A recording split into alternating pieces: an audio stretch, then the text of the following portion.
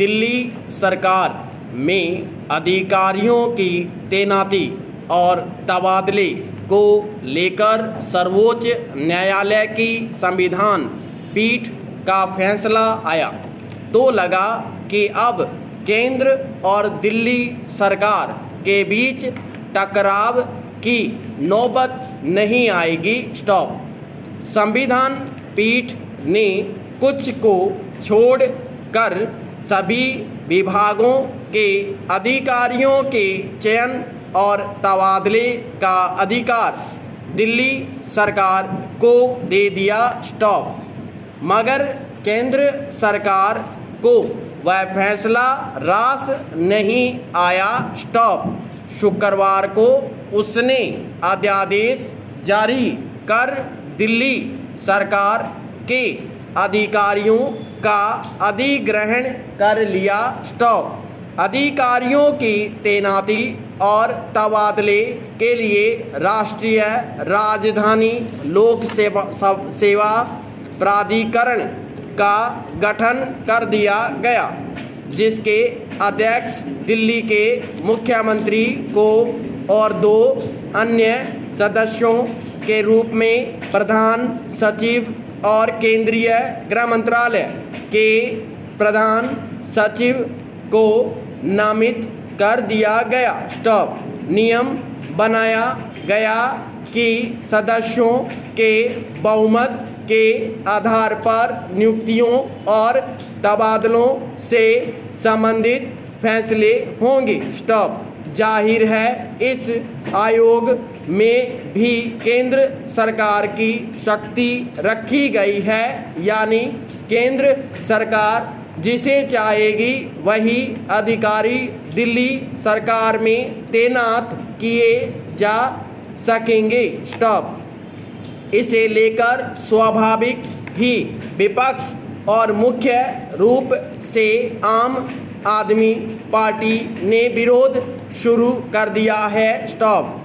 दिल्ली सरकार इस अध्यादेश को अदालत में चुनौती देगी। स्टॉप।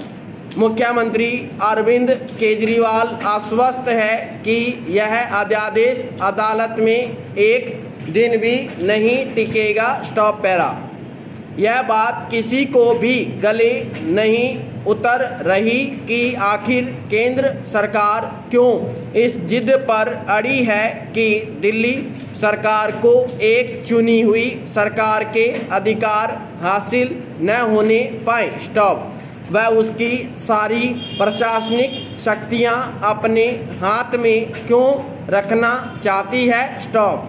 शुरू से ही दिल्ली के जो भी उपराज्यपाल नियुक्त हुए वे केंद्र की इच्छाओं के अनुरूप ही काम करते रहे। स्टॉप। इसे लेकर दिल्ली सरकार लगातार केंद्र पर आरोप लगाती रही कि वह उसे काम नहीं करने दे रही। स्टॉप। 5 साल पहले भी वह अदालत गई थी कि उसके अधिकारियों की व्याख्या की जाए। स्टॉप। तब भी अदालत ने यही कहा था कि दिल्ली सरकार लोगों द्वारा चुनी हुई सरकार है, इसलिए उसे प्रशासनिक फैसले करने का अधिकार है। स्टॉप। मगर किसी भी राज्यपाल ने उसे गंभीरता से नहीं लिया। स्टॉप।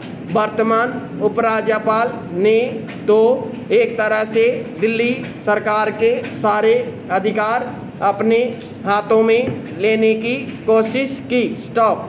नगर निगम में भी उन्होंने संवैधानिक नियमों को ताक पर रखते हुए अपनी पसंद के 10 मनोनीत सदस्य कर दिए। स्टॉप।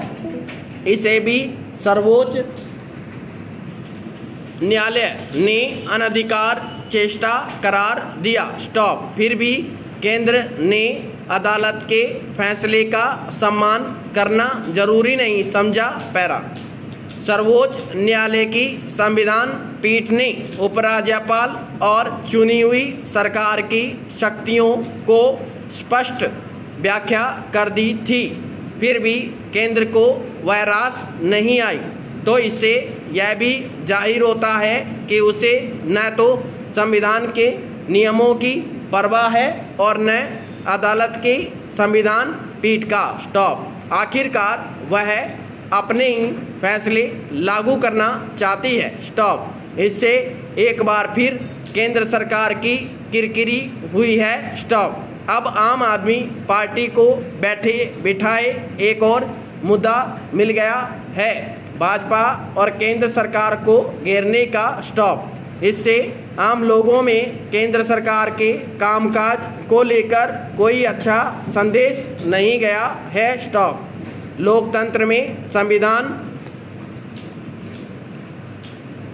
सर्वोपरि होता है और अगर कोई सरकार उसे दरकिनार करके अपनी जिद को ऊपर रखने का प्रयास करती है तो उसे उसका पक्ष कमज़ोर ही होता है। स्टॉप। अगर केंद्र के इस अध्यादेश को अदालत ने निरस्त कर दिया तो फिर और किरकिरी होगी। पैरा समाप्त।